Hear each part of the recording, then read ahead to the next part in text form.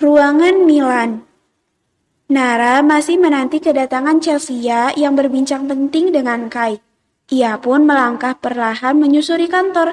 Manik matanya berbinar kagum menatap betapa hebat dan megahnya kantor Maxkal milik keluarga Chelsea. Nara terhenti saat seorang perempuan yang merupakan pegawai kantor menghampiri.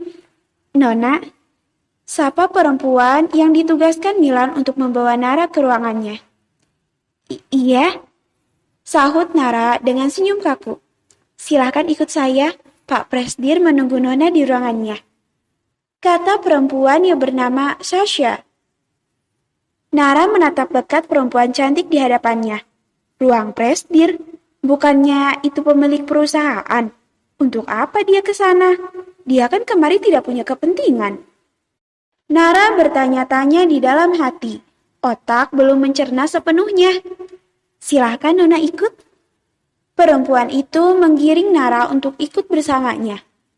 Nara pun ikut melangkah di belakang Syahsa dengan hati masih berselimut tanya.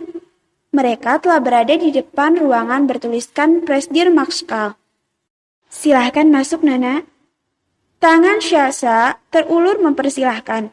Setelah lama berpikir, Nara akhirnya tersadar Presdir Maxkal adalah Milan, pemuda galak yang menjadi suaminya, yang beberapa hari belakang tak bertemu. Nara masih berada di depan pintu. Untuk apa Kak Milan bertemu denganku? Bagaimana dia tahu aku ada di kantornya? Batin gadis berkacamata ini. Nara menarik nafas panjang, menyiapkan diri, lalu membuka pintu ruangan. Setelahnya, melangkah pelan masuk ke dalam. Culun, suara bariton menyapa telinga Nara yang baru saja melewati pintu. Manik mata Nara menangkap bayangan tubuh pemuda yang duduk di kursi kerja, telah menatapnya lebih dulu. Kak Milan, sapa Nara dengan senyum lembut melangkah mendekat. Hati Milan berdesir hebat. Jantungnya berdetak kencang saat melihat Nara telah berada di hadapannya. Setelah berhari-hari merasa hatinya kosong tak melihat wajah berbalut kacamata itu. Setelah melihat Nara, gemuruh dadanya kembali bergejolak, bak ada jutaan kupu-kupu yang menggelitik dalam dirinya. Oh, dan ternyata benar, selama ini dia merindukan si culun yang beberapa hari terakhir hilang dari hidupnya. Milan pun melangkah mendekat dengan tangan bersedekap di dada menatap Nara. Kak Milan, lama tidak bertemu.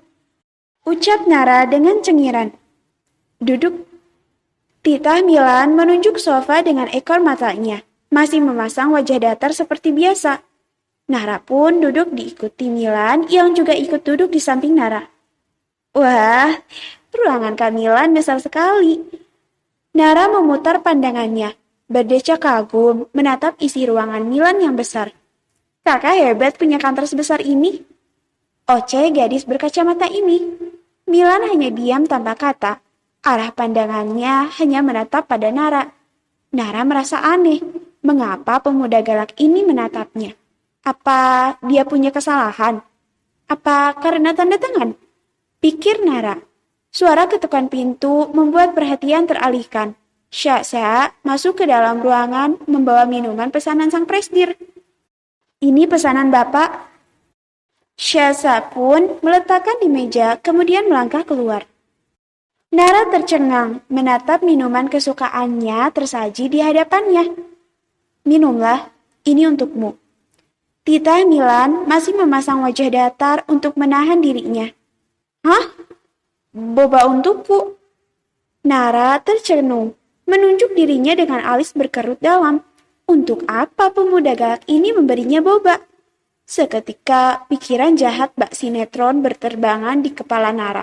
Mungkinkah dia akan diracuni oleh pemuda ini? Milan menghela nafas panjang saat melihat Nara hanya terdiam. Apa yang kau tunggu? Minumlah. Desak Milan meraih minuman itu lalu memberinya pada Nara. Suara ludah tertelan terdengar melihat pemuda galak ini tiba-tiba perhatian. Siapapun pasti akan curiga. Apalagi sudah beberapa hari mereka tak bertemu. Cepat minum, ini minuman kesukaanmu kan?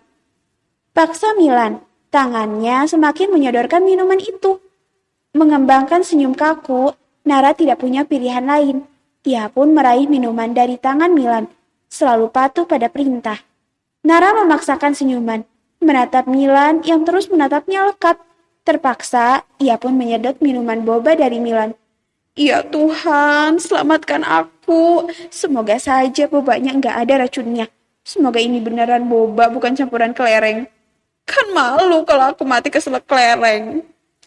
Batin Nara meringis akan perhatian Milan. Bagaimana pekerjaanmu? Tanya Milan membuka obrolan. Nara semakin mengening. Sejak kapan Milan peduli padanya? Baik, Kak. Setelah jadi MUA Dinda, tawaran jadi MUA juga semakin banyak.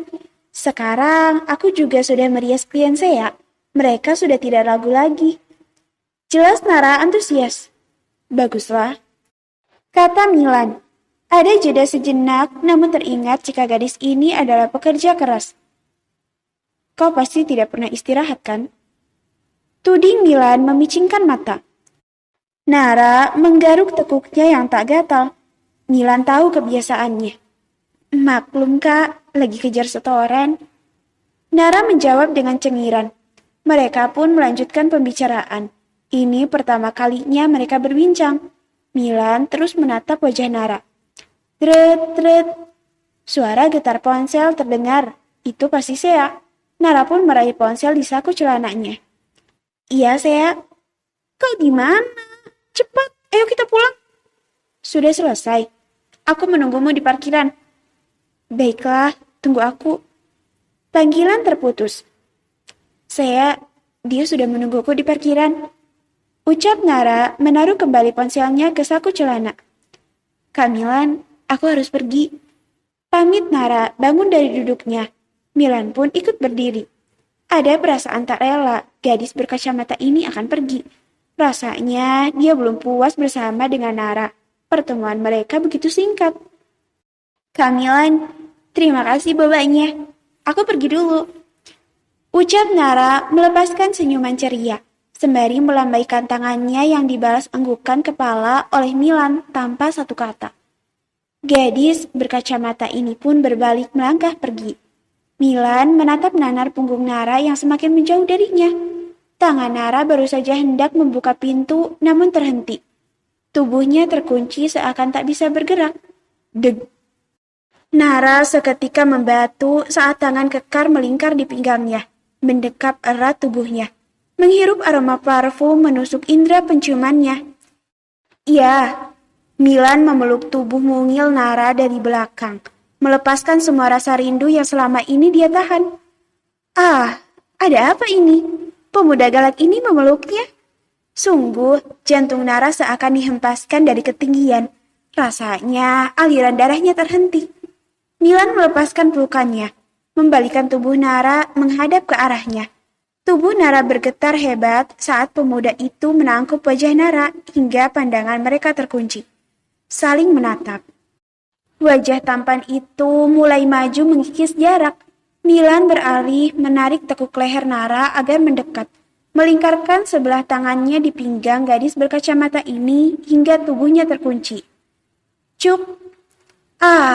Entah sudah seperti apa degup jantung Nara saat bibir mereka bertemu.